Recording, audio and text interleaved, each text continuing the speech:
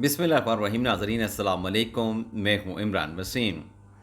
सबसे पहले तो जो सुप्रीम कोर्ट से साबिक़ वज़ीर आज़म इमरान ख़ान से मुतल्लिक़ बड़ी अहम ख़बर है, उसकी तफ़सीलात आपके साथ हम शेयर करेंगे और फिर आपको बताएंगे कि चेयरमैन तहरीक इंसाफ़ साबिक़ वज़ीर आज़म इमरान ख़ान ने अपनी स्किन बचाने के लिए, ख़ुद को प्रोटेक्ट करने के लिए अपने कौन से खैरख़्वाह रहनुमा पे लंका ढा दी है।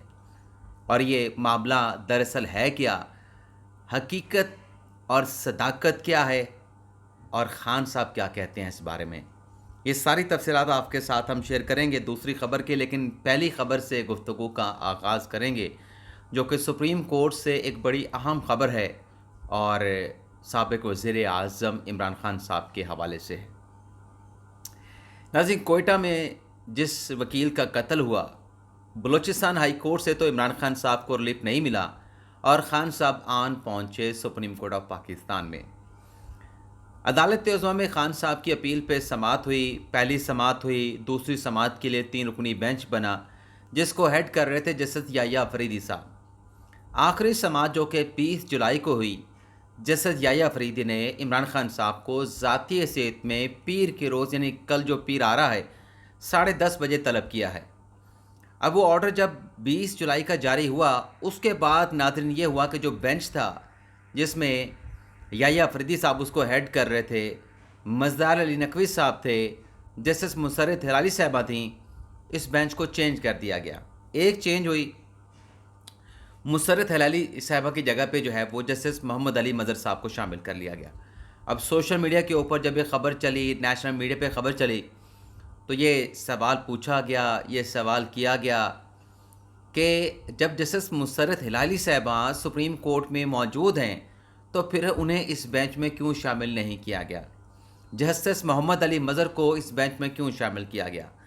अब हुआ यह है कि आज छुट्टी का रोज़ है, संडे का रोज़ है।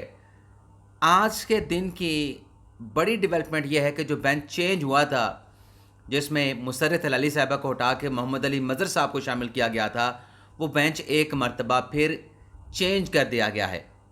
चेंज करके, यानी जो चेंजिंग हुई है इस बेंच में, पहले वाला बेंच रिस्टोर हो गया है।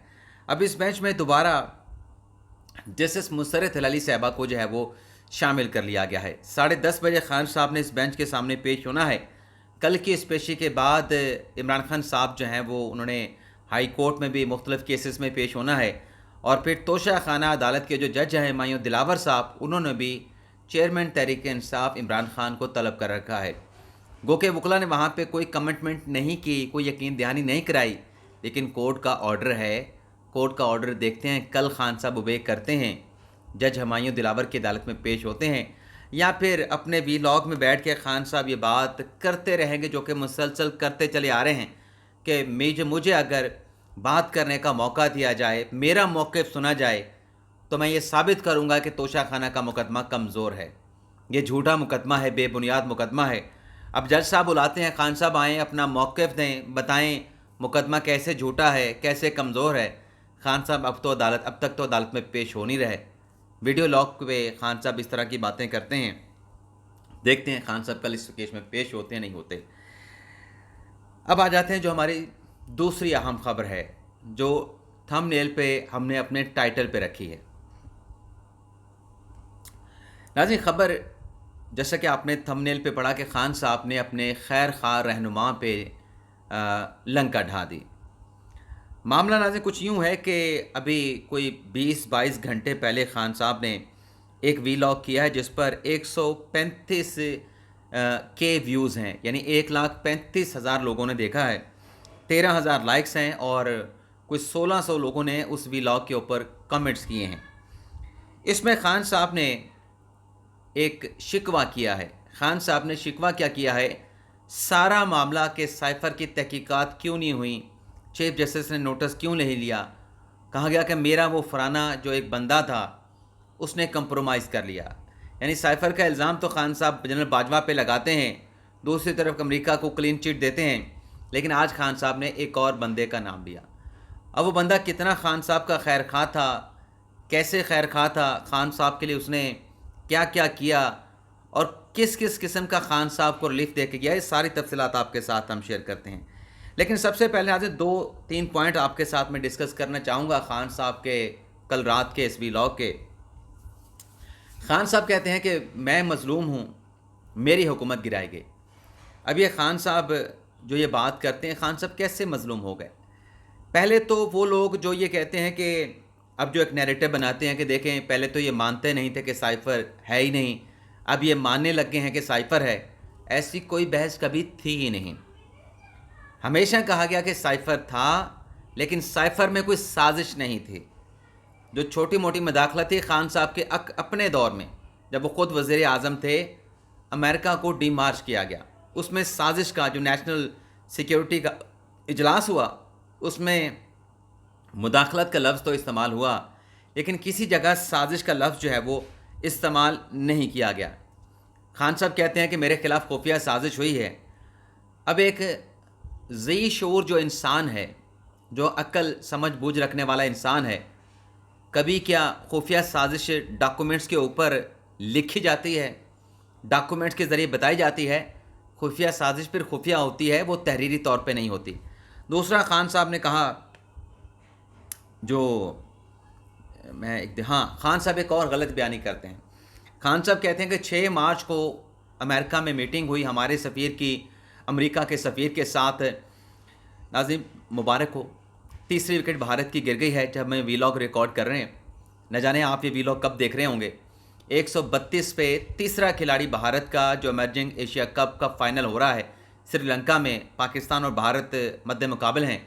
अभी तीसरा खिलाड़ी अभिषेक जो बड़ा अच्छा खेल रहा था, बड़ी अच्छी बाउंड्रीज लगा रहा था, 132 स्कोर के ऊपर वो आउट हुए हैं। तो पाकिस्तान की पोजीशन कदरे बेहतर होगी, वरना वो बहुत मतलब कुटास लगा रहा था, पिटाई कर रहा था पाकिस्तानी बॉलर्स की। तो खान साहब जब झूठ बोलते हैं, दरअसल ये गलत बयानियाँ भी आप सबके सामने लाने की ज़रूरत है, और बहुत ज़रूरत है, क्योंकि खान साहब को एक वर्ल्ड रिवॉर्ड मिलना चाहिए, अवार्ड मिलना चाहिए कि खान साहब जिस पक्के चेहरे के साथ जो है वो झूठ बोलते हैं। अब खान साहब कहते हैं, मैं आपको हकाइक के साथ मैंने वैसे निकाला भी था, वो छोटा लेके चला गया मोबाइल, आप खुद भी सर्च कर पाएंगे जो मैं आपको बताने जा रहा हूँ। खान साहब ने कहा कि 6 मार्च को मीटिंग होती है अमेरिका में हमारे सफ़ीर की, अमेरिका की सफ़ीर की। 7 को साइफ़र पाकिस्तान में आता है और 8 को पाकिस्तान में अदम एतमाद की तहरीक मेरे ख़िलाफ़ कौमी असम्बली में जमा करवा दी जाती है। ये खान साहब का बिल्कुल झूठ है कि साइफ़र आने के एक दिन के बाद अदम एतमाद की तहरीक जमा होती है। नाज़रीन, जो साइफ़र जब आया वो तो अलग मामला है।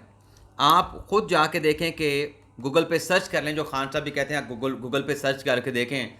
आप लिखें PDM का इमरान खान के ख़िलाफ़ अदम एतमाद की तहरीक लाने का फ़ैसला, वो पूरी ख़बरें निकल आएंगी। आप छोड़ दें पाकिस्तान मीडिया की ख़बरें, BBC की ख़बर है 12 फरवरी 2022 की कि PTM ने जो सरबराह इजलास हुआ PDM का, उसमें खान साहब के ख़िलाफ़ अदम एतमाद की तहरीक लाने का जो है वो फ़ैसला किया गया। दूसरा, जो खान साहब झूठ बोलते हैं कि साइफ़र में एक पैगाम था और वह पैगाम उसके लिए था जो किंग था, जिसके पास सब पावर थी, तो ये भी खान साहब का झूठ है। पावर तो खान साहब के पास थी, खान साहब के अपने अल्फाज हैं, अपने बयानात हैं कि बॉस मैं हूँ और 1 पेज वाले जनरल बाजवा और जनरल फैज़ हमीद मेरी बात मानते हैं, फ़ैसला मेरा होता है। तो आज खान साहब कहते हैं कि पावर थी नहीं मेरे पास। तो बेचारगी लाचारगी का इजहार जब हुकूमत में थे खान साहब ने तो कभी नहीं किया था। खान साहब तो कहते थे मैं बॉस हूँ, सब मुझको जवाब दें। तो खान साहब या तो पहले झूठ बोल रहे थे या अब झूठ बोल रहे हैं। अब आ जाते हैं कि खान साहब ने किस अपने खैर खा के ऊपर लंका ढाई है। पहले खान साहब के 3-4 जुमले हैं, मैं आपको सुना देता हूँ, और फिर हकीकत क्या है वो भी आपको बता दूँगा, क्योंकि आँखों देखी हकीकत, आँखों देखा अहवाल मैंने आप नाज़रीन के सामने रखना है। खान साहब ने कहा कि असल बात यह है कि सुप्रीम कोर्ट में केस चल रहा था। ये खान साहब अदम एतमाद की तहरीक की बात कर रहे हैं। कासम सूरी ने जो साइफ़र आया था उस पर असम्बली को एडजर्न किया। कासम सूरी ने कहा, ये खान साहब बता रहे हैं कि कासम सूरी ने कहा कि साइफ़र में वाज़ेह है कि मुदाखलत हुई है, पाकिस्तान के मामलात में मुदाखलत हुई है। कासम सूरी ने कहा कि मैं एडजर्न कर रहा हूँ, पहले इस मामले की तहकीकात करवाई जाए।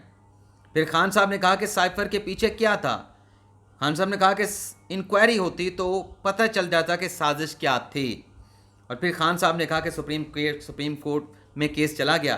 سپریم کورٹ میں ہمارے وکیل اٹارنی جنرل نے بات نہیں کی، اصل ایشو سائفر تھا. یعنی خان صاحب نے اپنا یہ معاملہ جو سپریم کورٹ میں کیس چلا جس میں قاسم سوری کی رولنگ کو غیر آئینی غیر قانونی قرار دیا گیا، سارا مدعا اس وقت کے جو اٹارنی جنرل تھے خالد جاوید خان صاحب ان کے اوپر ڈال دیا کہ انہوں نے تو کیس وہاں پہ لڑائی نہیں.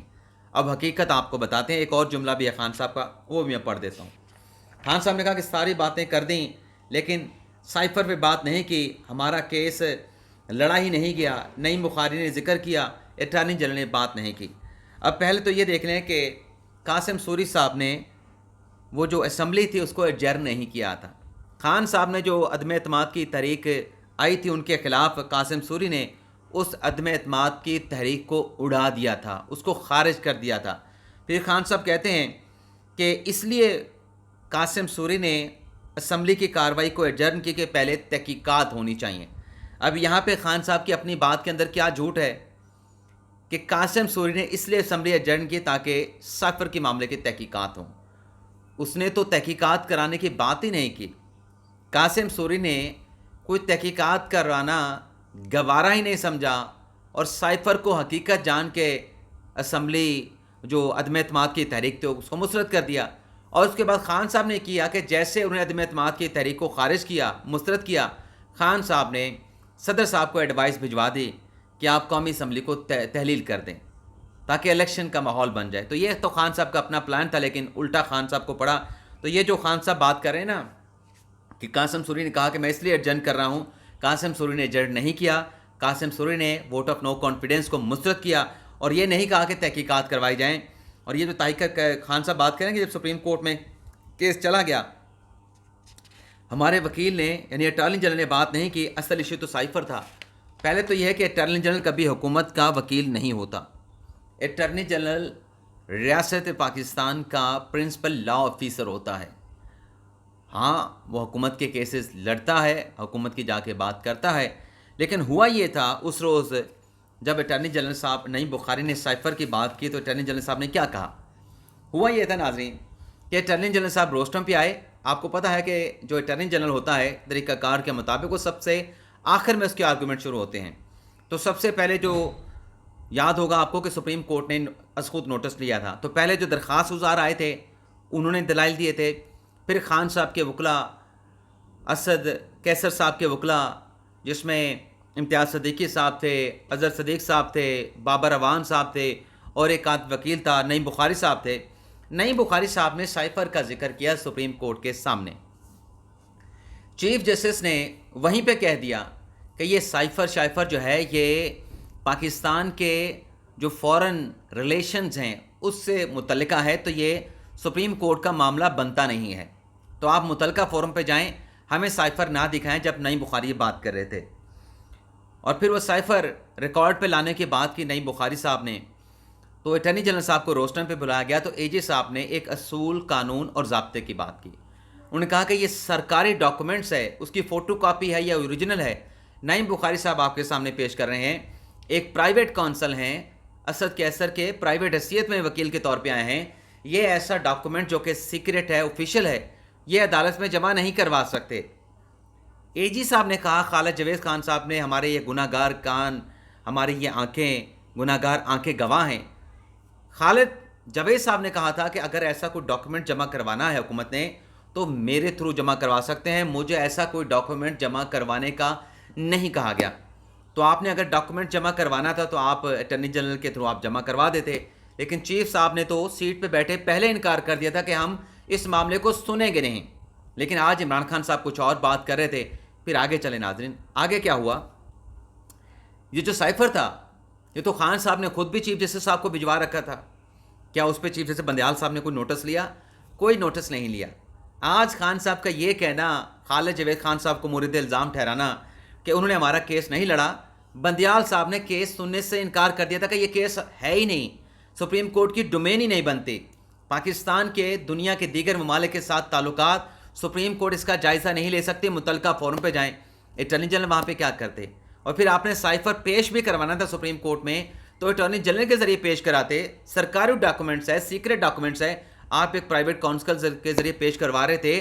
اس پہ تو سپریم کورٹ کو نوٹس لے کے فردر کارروائی کرنا چاہیے تھی. آج آپ یہ بات کر رہے ہیں. اور وہ خالد جاوید خان صاحب جس نے ہر مرحلے میں, جس کے روسٹوں پہ کھڑے ہونے پہ آپ کو ریلیف ملا, آپ کو سینٹ کے 2021 کے انتخابات میں ریلیف ملا, آپ کو آرٹیکل 63A کی تشریح کے مقدمے میں ریلیف ملا, بہت سارے کیسز میں ریلیف ملا, آپ کو ایک اچھی قانونی آئینی جو ہے وہ رائے دیتے رہے, آپ ان کی باتیں مانتے رہے. آج آپ اپنی سکین بچانے کے لیے کہ سائفر تو کچھ تھا ہی نہیں, یہ تو سازش میرے خلاف تھی, میں مظلوم ہوں, میری حکومت گرائی گئی, آپ نے اس محسن کے جو اوپر جو ہے وہ لنکا ڈھا دی. اس کی جو خدمات تھیں, اس نے جو کچھ آپ کے لیے کیا, جتنے ریلیف آپ کو عدالتوں سے دے کے دیے. یاد کریں کہ خالد جاوید خان صاحب کے آنے سے پہلے جب انور منصور خان اٹارنی جنرل تھے, آپ کی اور عدلیہ کی ایک طرح سے محاذرائی شروع ہو چکی تھی. وہ محاذرائی ختم ہوئی, غلط یا صحیح, آپ کے عدلیہ کے ساتھ مراسم ریلیشن شپ تب ٹھیک ہوئے جب اٹارنی جنرل خالد جاوید خان صاحب اٹارنی جنرل کے آفس میں آئے. آج آپ اس کو ذمہ دار ٹھہرا رہے ہیں.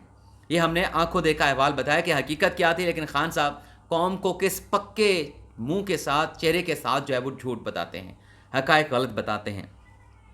اس کے علاوہ 2-4 باتیں اور بھی خان صاحب کی آپ کو بتاتے ہیں. خان صاحب نے کہا کہ مجھے نہیں معلوم کہ سائفر میں ایف آئی نے جو مجھے بلایا ہے میرے سے تحقیقات کیا کرنی ہے.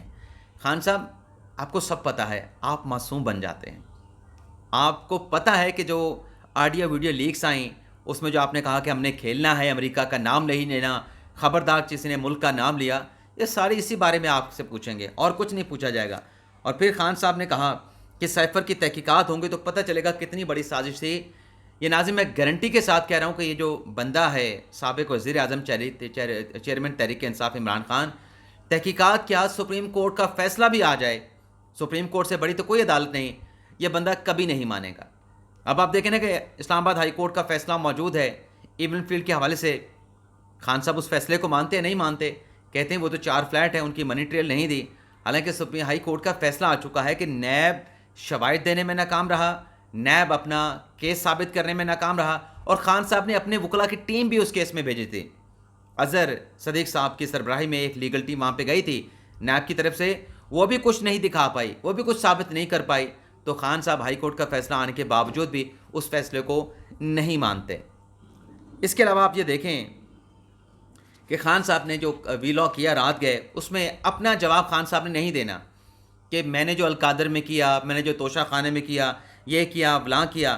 یہ جو خان صاحب بات کرتے ہیں نا کہ القادر کے حوالے سے کہ میں نے یونیورسٹی شروع کی, اس سے لیڈرشپ نکلنی تھی, لیڈرشپ نکلتی ہے لوکل باڈی سسٹم سے, بلدیاتی حکومتوں سے لیڈرشپ سامنے آتی ہے, یونیورسٹیوں سے ہمارا ٹیلنٹ سامنے آتا ہے, چاہے وہ القادر ٹرسٹ یونیورسٹی ہو چاہے کوئی اور یونیورسٹی ہو, اس سے ٹیلنٹ سامنے آتا ہے.